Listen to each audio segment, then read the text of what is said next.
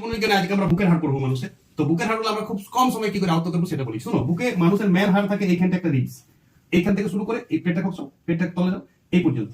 দেখো এটা রিবস, একটা স্টারনাম বলে একটা হাড় থাকে। বুকে মোট 25টা হাড় আছে, পিঠে মোট 26টা মেরুদণ্ডে, আর বুকে 25টা। এখানে স্টারনাম, এই হাড়টির নাম হচ্ছে স্টারনাম।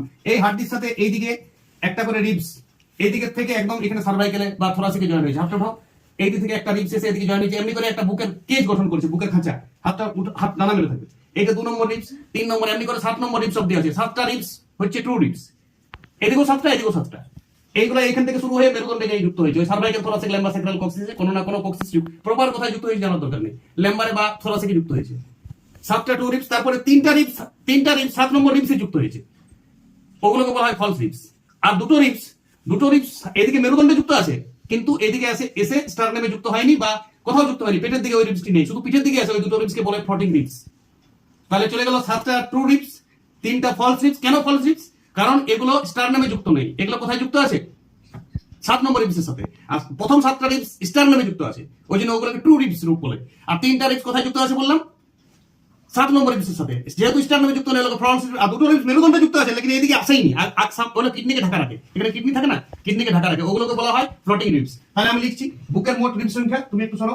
বুকের রিবস, স্টারনাম একটি, সব থেকে শক্ত হাড়, স্টারনাম একটি। ট্রু রিবস, আমি বাংলাতে লিখছি, ট্রু তুমি ইংরেজি লেখা দরকার নেই। ট্রু রিবস এইগুলো বুকের খাঁচাটা সৃষ্টি করে 7টি, মানে 7 দুগুণে 14টি। দুটা দুদিকে আছে, বুকের ডান দিকে বাঁ দিকে এক দিকে 7টি করে, তাহলে দুদিকে 7 দুগুণে কত? 14টি। ফলস রিবস গুলো কোথায় যুক্ত আছে বললাম? 7 নম্বর রিবসের সাথে। এইগুলো আছে 3টা, তাহলে 3 দুগুণে 6টি।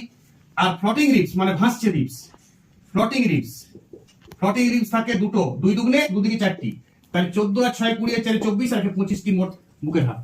এভাবে বুকের খাঁচাটা সৃষ্টি হয়েছে, মেরুদণ্ডের সাথে যুক্ত আছে। 7টি ট্রু রিবস বলেছি, 7টি মূল হাড়টার নাম কি? শক্ত শব্দ, এখান থেকে পেটটা খুব এই পর্যন্ত হাড়টার নাম স্টারনাম। স্টারনামে 7টি রিবস ডাইরেক্ট যুক্ত আছে, এদিকেও 7টি এদিকেও 7টি, ওই 14টি। এগুলোকে বলা হয় ট্রু রিবস। 3টা রিবস 7 নম্বর রিবসে যুক্ত আছে, স্টারনামে নেই, এগুলোকে বলা হয় ফলস রিবস।